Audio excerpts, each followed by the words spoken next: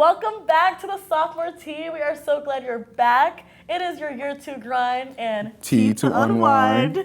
We are very excited to be here today.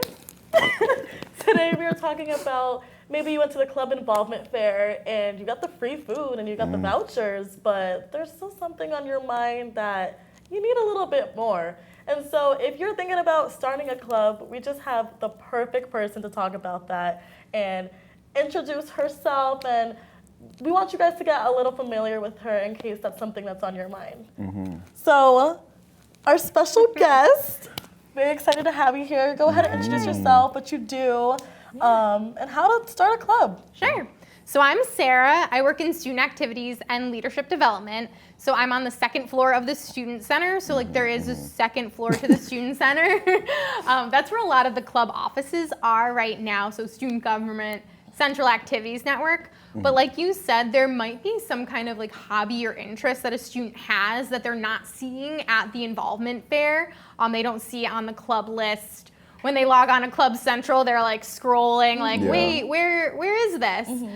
So they can start new clubs here at Central, which is really great. Exciting. Yeah, and I like to say that it's simple, but not necessarily easy. Because really when you're starting a new club, you're setting the foundation for future students coming to Central. So it's not just about you and your friends, it's really leaving that legacy that is gonna hopefully last quite some time. A lot of our on-campus clubs have been around since, like, let's say the 90s, so, you know, quite a long time. Long lasting. Right, and so we want to make sure that when students are creating new clubs, they do it very intentionally, and that it's really well thought out, not just like For a semester or something. Yeah. Right, and so oftentimes what is kind of a challenge is that a senior will come in and be like, I want to start a new club, and it's like, they can get it started, but you also have to think about how you're getting others under your wing. Like a legacy. Absolutely. The legacy is the big part of this, in that you're setting that foundation to make others successful. Yeah. Because you know, like when you start a new club, you know that club inside and out. And you need to make sure that you're sharing that knowledge and sharing that information so that it doesn't disappear when you graduate. Yeah. Clock it. Yeah. So I was wondering, like, what are the specific requirements to starting a club? Like, if somebody is like, okay, I have this idea, I have some people who I want to be in it, but like, what do I need to start it? Right.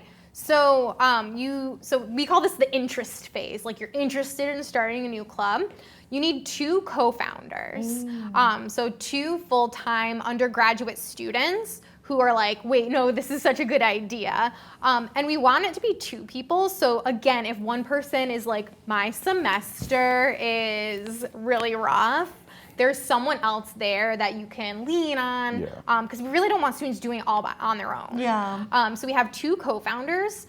They do have to be in good academic standing, and that means that they have a cumulative GPA of 2.0. And again, that kind of determines that you have that time management skill and that you're good academically, because again, it's not necessarily the easiest thing to start a new club. Again, it's simple, but not necessarily easy. So you have those 2 co-founders, so 2 people that are like, yes, let's go.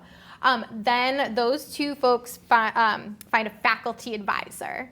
So all of our clubs and organizations have a faculty advisor, and that's someone at the university who's a full-time member. It could be a professor, it could be an administrator. It can't be me because I already like work in student activities, and that would be like double dipping.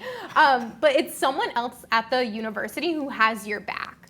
So like, let's say you're starting a club about environmental science club. Finding a professor who maybe knows about environmental science makes sense, but it doesn't have to be. It can be anyone that you maybe have a connection with. So let's say you had a really great psychology professor who just seems really cool. Just be like, hey, are you interested in being faculty advisor for the club? You can do that. So again, 2 co-founders, 1 faculty advisor, and then you get together and create a club constitution.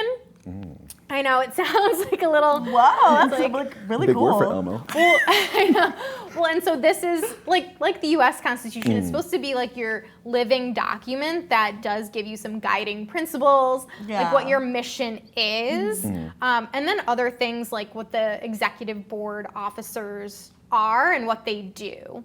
And it really outlines those roles and expectations.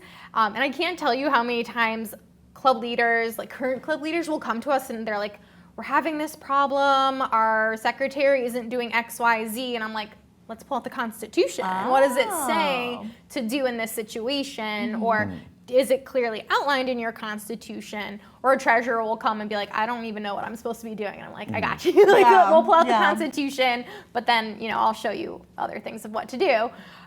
So it's gonna outline the different positions. Okay. Have you guys heard of the Cannonball Club? Yes. I think I have. Yeah. So they're a really fun group, and they like to have events in the pool on campus. And they came up with like creative names. I can't remember all of them, but it was like captain, first mate, like things like that for their e-board. So you can get creative with it. We're seeing a lot of clubs add new roles to their constitutions right now for things like marketing, social media, outreach, and then like more program directors, event planners, because as clubs grow, they need to adjust their constitution. So again, though, to start the club, you create your constitution, you have your 2 co-founding members, you have your faculty advisor. You then fill out the new club interest form on Club Central just to kind of get it registered so that we have all that contact information. Right. And then they're granted temporary recognition status. Whoa. So they get, whoa. sorry. So again, they have the 2 co-founders, the 1 faculty advisor. They have their constitution to guide them. They get temporary recognition status, which I call TRS. So if I say that, I apologize. No, you're good. We'll get there. We'll learn it. Yeah. So then that club can start hosting meetings and lobby tables and put flyers around campus, which is really great. So this is what we call the assembly phase. So have you guys heard of like the right to assemble? Yeah. First Amendment. We Assemble. love it.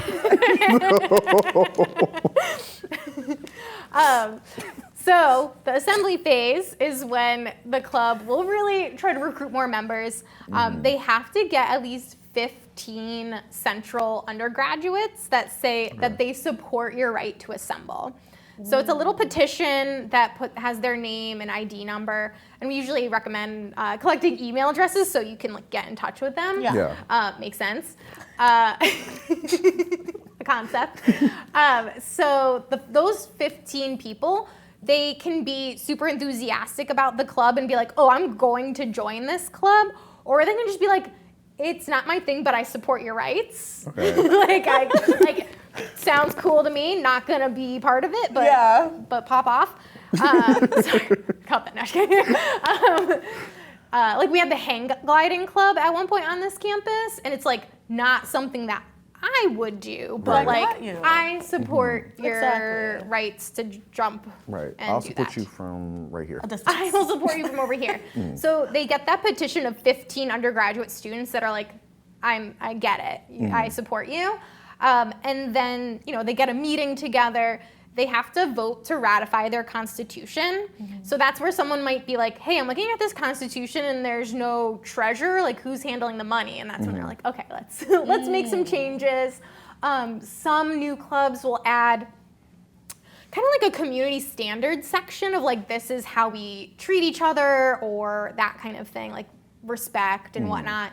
And so they vote to ratify their constitution, and then they elect officers. And that's where it can get a little bit spicy because the 2 co-founders often are like, well, we're president and vice president automatically. But they don't have to. They don't necessarily have to be. So they do have to follow a fair democratic process. What I will say is like 9 times out of 10, it's the 2 co-founders that do get elected into leadership positions because they're the ones that have up until that point led the meetings and the petition and all that. Okay, so that is the assembly phase. So once they submit to student activities, the petition, their final draft of their constitution, and who their officers are. I then package all that up and I send it over to the Student Affairs Committee of the Faculty Senate. So you know how we have student government on campus? The faculty members also have their own government. And so they have a committee called the Student Affairs Committee. We do have student government representatives on that. So then the new club folks will come and present their new club idea. The faculty will ask questions. And then the faculty senate will decide if they want to recommend that club to the president of the university. Oh, wow. Yeah. So it goes all the way to the top. All the way to the top. So the faculty will be like, hey, we recommend this. Then Dr. Toro will take a look at the materials and either like right then and just be like, this looks great, I approve this, you're formally recognized. Or she might come back with some other edits and other ideas. We recently had some students trying to start up the motorcycle club. They were calling it the Blue Devil Riders, or no, the Iron Horse Club. The Iron Horse Club. That's kind of At first, I was like, well, I don't get it. Initially, when I saw the application come in, I was like, what are we doing? But so Dr. Toro, in her infinite wisdom, was like, hey, like everyone who's gonna go on group rides has to have their motorcycle license. Yeah. And everyone has to follow like state of Connecticut law and everything. So can we go back into their constitution and recommend that they add some language to make sure everyone's being safe and lawful? So we brought that back to the students, and the students were like, oh yeah, that totally makes sense. They made those edits, and Dr. Toro approved them to go, yeah. So yeah, that's kind of the process in a nutshell. I then make them a Club Central page so that they can add their roster on there and start registering their events and meetings. That is also when they can get a budget. Okay. So a lot of clubs would prefer to have money to do their activities. So once they become formally recognized, they can go to the student government and ask for a budget. Yeah. For the budget, is like evenly distributed, or like it depends on like what the club needs? It's based on what the club proposes that they need. Yeah. And so with the Student Government Association, they have a finance committee that meets every single Monday to review new club budgets or even contingency requests for clubs that already exist. And so they have to explain like their mission and how the activities that they're proposing relate to their mission and why they need certain materials. So we help them through that process of creating that proposal and that presentation for the student government. But ultimately, it's students deciding how student money is going to be used for other students. So yeah, very student-led, peer-to-peer kind of approach to it. Right. Like, so you all pay a student activity fee? Oh, I mean, now I do. So if you're not getting involved, you're just leaving money on the table, because everyone pays a student activity fee. That activity fee goes to the student government, and then I think like 80-something% goes to clubs and organizations. So guys, get involved. Get all involved. the time. Because if you're not, you're wasting money. Yeah. You don't want to do that. Yeah, exactly. So if you're not going to events, you're not getting the full college experience, and you're not getting fully what you're paying for. So that's why with new clubs, about like 3% of their budget goes directly, like they set it aside just in case there's new clubs that come up through the process, because they want to make sure that like those clubs have some type of access to a budget. A lot of students, like I said before, will come in like spring semester and be like, hey, I want to start a club. And I'm like, okay, let's try and get this through. So student government does intentionally set some funding aside for those. That's exciting. Yeah. It definitely sounds like a very like rigorous process, but I think that it also, like, you get some, I don't even know, like you get some leadership opportunities through that, and then you get to meet the president. Do they get to meet them, or like they know about them? They know about it. So they meet with the faculty senate with the faculty senate committee called the Student Affairs Committee. And so they get to meet professors that it could be from any subject area, and then the student government. The student government folks get to meet the president, every now and then, and they have that direct kind of communication. So it is pretty cool to be able to have, like, to know that the president of the university is, like, reading that your first mate and captain are gonna, try to go swimming in the pool kind of thing. So it can be, it's really great to add to your resume, that you founded a new club and organization. And then it's, when members reach out in the future and they're like, hey, I'm in this club, and they're like, oh, I started that club kind of thing. It can be really like a nice feeling too. I actually did want to ask you about, like, what are some really good perks for being in a club and, like, how that could look good for you, say, just for your future career and things like that. Yeah, so for me, let's say you want to be an accountant, okay? And you're applying for an accounting job. There's going to be hundreds of people applying for that accounting job with an accounting degree, with a piece of paper that says, like, sure, they can do it. Right.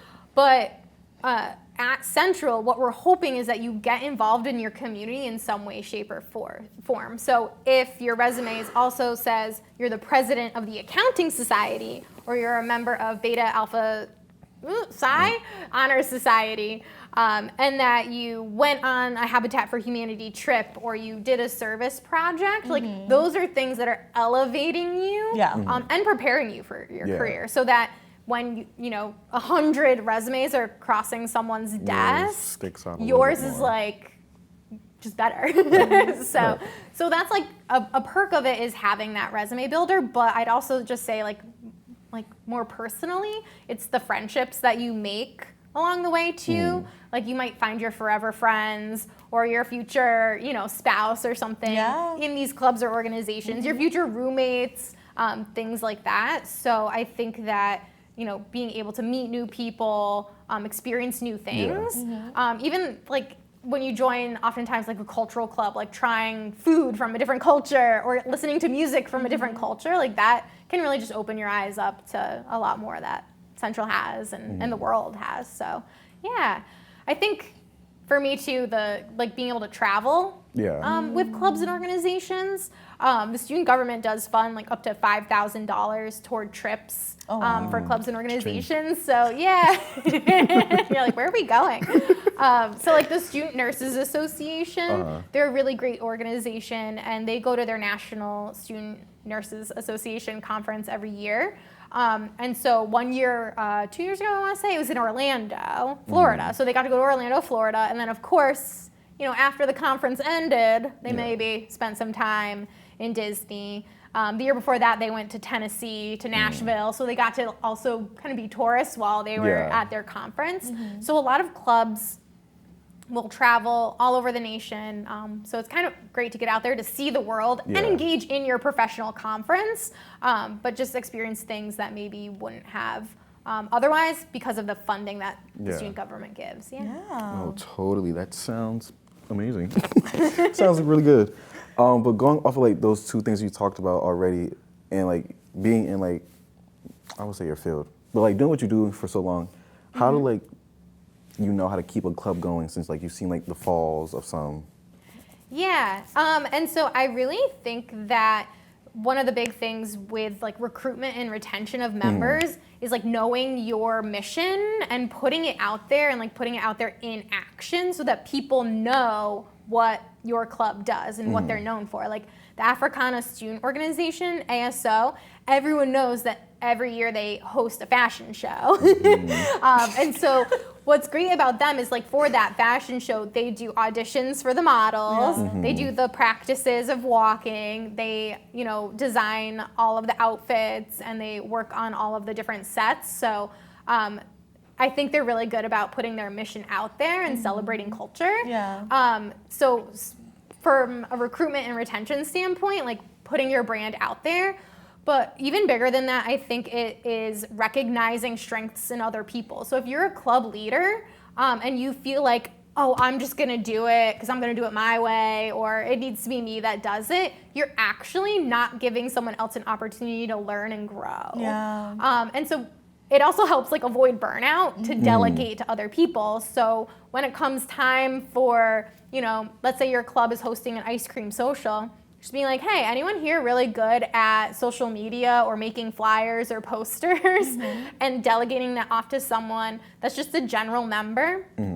Because then that general member now feels like, oh, I'm being seen, I'm being heard, and that they're contributing to the organization. And now that person is thinking like, wait, maybe I could someday be president of this organization, or I could go be the marketing manager of this organization. So I think to like keep clubs going, you have to keep getting people excited about your mission and giving them the opportunity to engage with whatever that mission is. Like, give them a chance to try something new and feel like they have good ideas. So, yeah. Speaking about like burnout, I think it's a really good point to talk about like keeping a club thriving. But I know some students are probably wondering, like, I do want to start a club, but like I don't know if I have enough time to. It's definitely situational, I see, depending on the club, but what would you say are maybe like the time commitments for starting a club and things like that? Yeah, so you have a full calendar year to complete the new club process. So that already, it's like you don't have to get it done immediately. I do see a lot of different timelines for different students that are starting a club. So some are like, I'm like, hey, you need to get your constitution in, and like that night at 11 o'clock at night, it's in my inbox. Like some students like are like, oh, I have the time now, let me do it. So some clubs can get started in like 3 months. Some take that full year. The time commitment is what you make of it, which can be hard to navigate because it's based on what your organization is. But again, if it's something you're passionate about, it doesn't necessarily feel like work. It feels like you're giving back to the community, you're building something. So the time commitment to start a club, again, I'm thinking like it's 3 months to a year, let's say. But then once you become a club leader, I think it's also important to remember, like, once you start the club, your job's not over. Like now you have to run the club, you have to register your meetings. We do have like mandatory trainings and whatnot and student activities. And I like to think that they're fun and engaging. So yeah, we do. There are expectations that are put on student leaders. Again, that's why it's important to grow your board and the people that you have working with you so that it's not all on one person. So the time commitment, depending on the type of club, could be anything from like a couple hours a week to, ASO before the fashion show with all the dress rehearsals. I feel like it's like 8 hours a day now. Like it's a lot. So it depends on the club. And again, what you put into it is what you're gonna get out of it. Oh yeah, of course. Yeah. Right. Next topic. Sure. So like say a student saying like, oh, I don't really want to get involved, like I don't really see the point of it, even though like you're paying for it. How could they get a job or a network from their student involvement? Yeah, that's a really good question. So I think that not only are you always networking with your fellow students, but oftentimes clubs and organizations will bring others onto campus to talk about the industry that they're in. So one year the cybersecurity club brought in some folks from the FBI to talk about cybersecurity. Like you're hearing about it directly from the FBI. So I think then, after that meeting, going up and introducing yourself, following them on LinkedIn and saying like, hey, you came to my school, we had a little chat, I'd love to learn more about joining the FBI. So I think that is also another benefit of it, is for the future career. But again, I really think it's more of like that social aspect too. Like you can be really passionate about table tennis or video games or swimming in the pool, but more so it's like the connections you're gonna make with the people that you're in the club with. And they're not just supporting you in that passion. When you have trouble with a professor, you're probably not gonna go directly to that professor immediately to be like, hey, why'd I get this grade? You might talk to another, like one of the people in your club to be like, hey, have you ever taken this professor? Like, what's the deal with this? Or like, hey, did you take this class? Do I actually need to buy the book? Because it's $300. So I think that like that, you're friends with them. So now they're someone that you can go to for help. even other things that aren't school related, like, hey, my car broke down, I need a ride, or like I'm just struggling mentally. A lot of times club leaders come to me saying like, hey, there's someone in my club that just seems to be struggling, like they're talking about, you know, being sad or like lonely, and I think they need more help. Can you help me get them to the right resources?